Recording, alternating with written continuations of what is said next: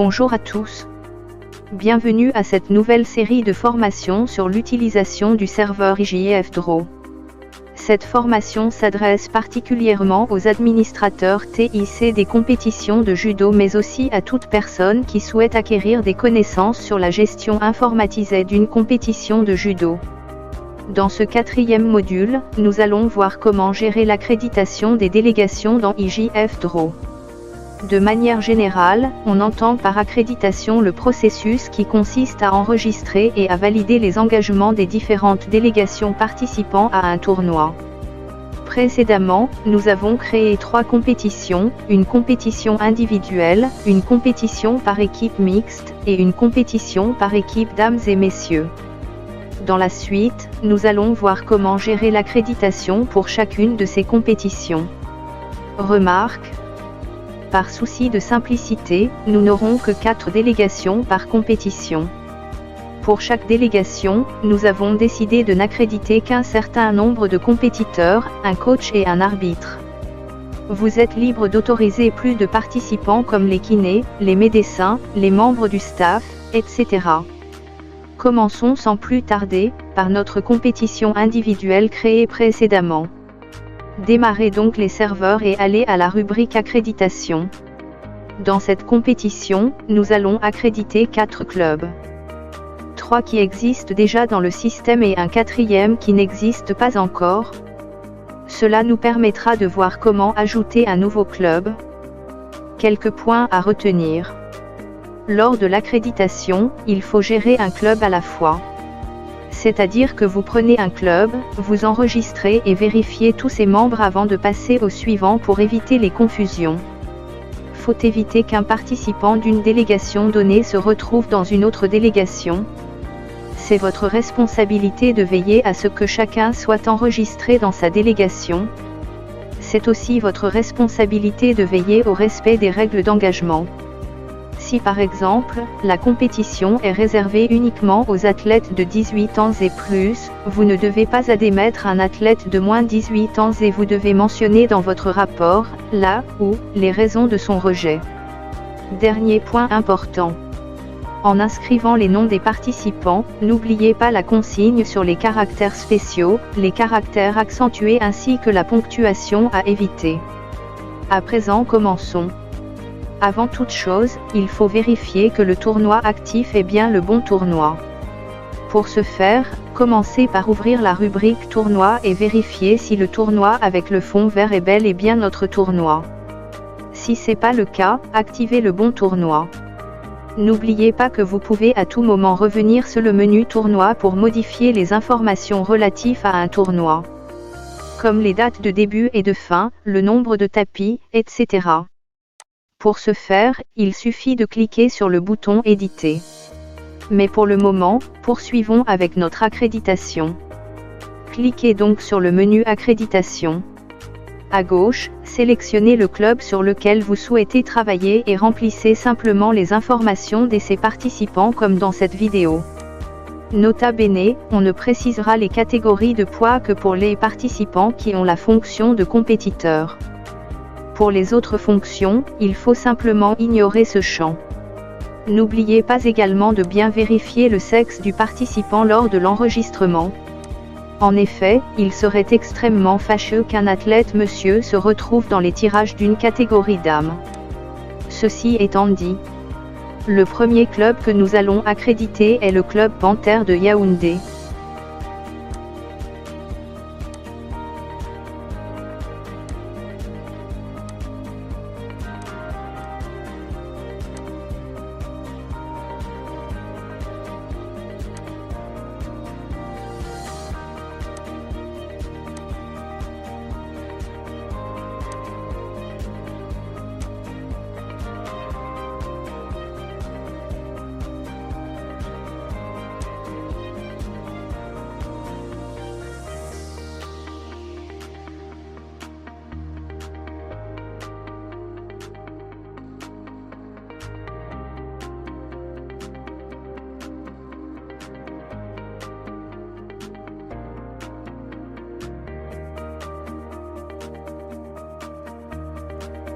Le deuxième club que nous allons accréditer est le Club Énergie Judo Club de Yaoundé.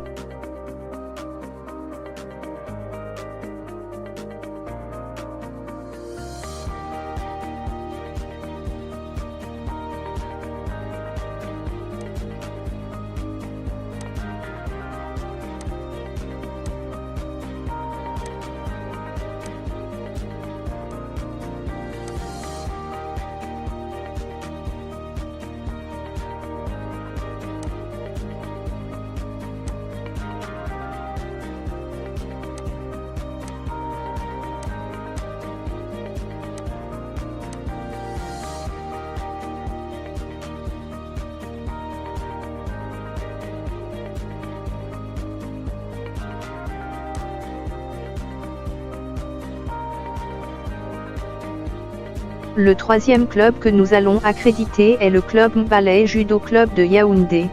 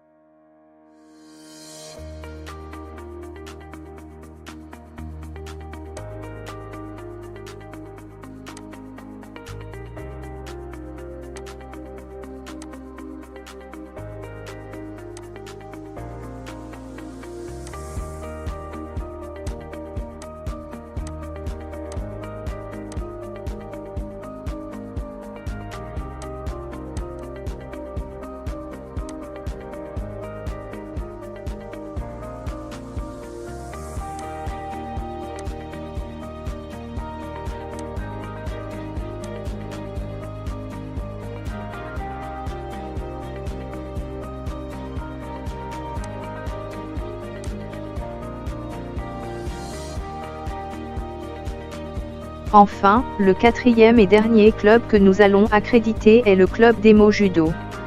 Ce club n'existe pas encore dans le système. Voyons comment ajouter ce nouveau club. Pour ajouter un nouveau club, cliquez sur l'avant-dernier menu, Club. Cliquez ensuite sur le bouton bleu, Ajouter un club. Remplissez le nom du club ainsi que son code unique à 3 caractères. Sachez que si ce code est déjà utilisé par un autre club, le système va rejeter le code.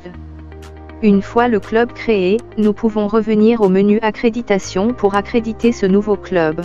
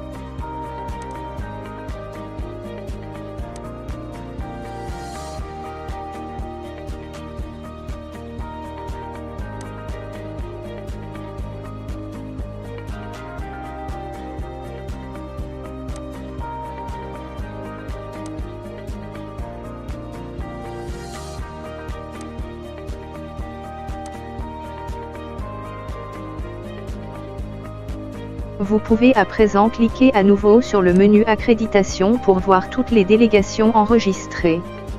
En cliquant sur une délégation, cela ouvre son formulaire d'engagement. Vous pouvez alors ajouter d'autres participants, modifier les informations d'un des participants déjà enregistrés ou supprimer un participant.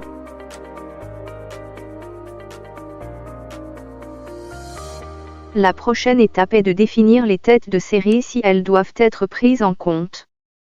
Pour ce faire, cliquez sur le menu Accréditation. Puis, sur votre gauche, sélectionnez la première catégorie. En effet, on définit les têtes de série en fonction des catégories de poids. Activez ensuite le deuxième mode d'affichage de la liste des participants. De nouveaux champs apparaissent alors à la fin de chaque ligne. Pour chacun de ces champs, il faut indiquer le rang de la personne. Faites comme dans cette vidéo. On va d'abord indiquer le premier, puis le deuxième, ensuite les deux troisièmes. Voilà. Répétez la même opération pour chaque catégorie de poids. Une fois les têtes de série indiquées.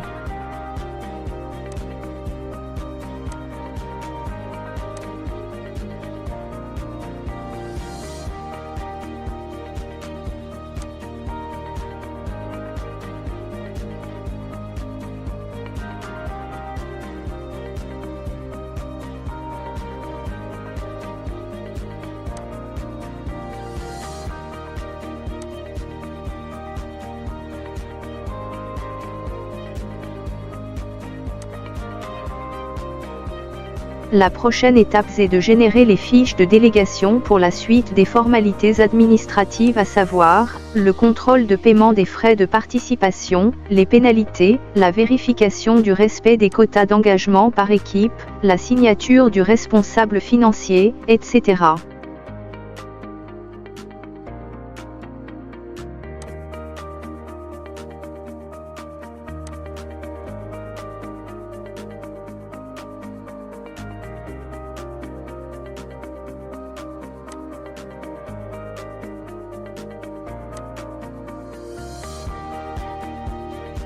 Lorsque cette étape est terminée, ouvrez à nouveau chaque liste de délégation. Si la liste est approuvée par le chef de la délégation et si tous les participants remplissent les critères du tournoi, cliquez sur le bouton Approuver.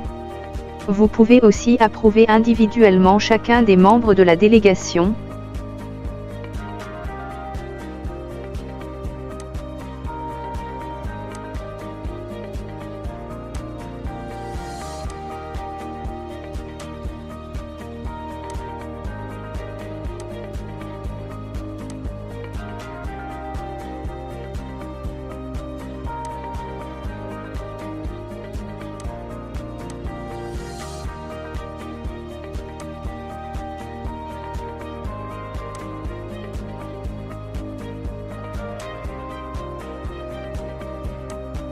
Ensuite, si votre système est configuré pour produire les badges, vous pouvez générer les badges de la délégation.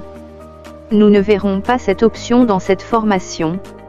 L'accréditation de notre tournoi individuel est à présent terminée. Passons au tournoi par équipe mixte.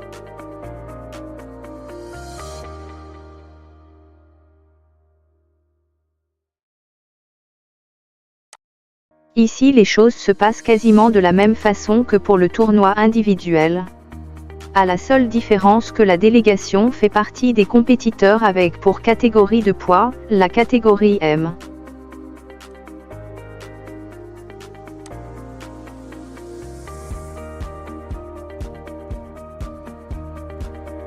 Faut toujours commencer par enregistrer la délégation comme compétiteur, ensuite enregistrer ses participants.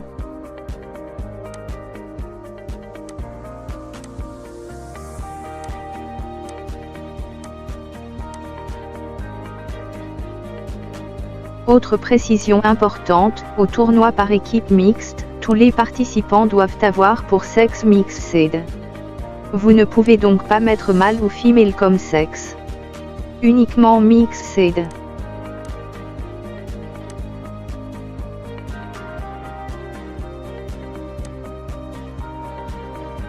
En ce qui concerne les têtes de série, ici elles concernent uniquement les clubs et non les compétiteurs.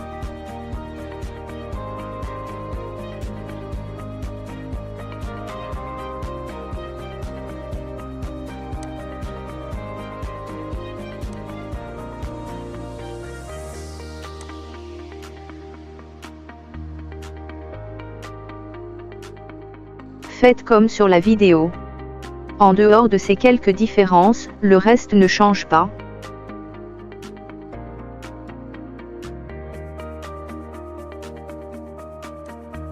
Voyons à présent le cas de la compétition par équipe dames et messieurs. Ici, la première chose à faire est d'enregistrer pour chaque délégation, son équipe féminine, si la délégation possède des compétiteurs féminins.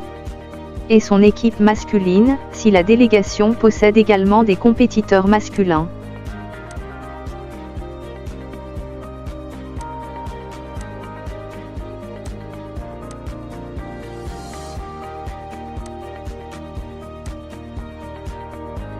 Pour les têtes de série.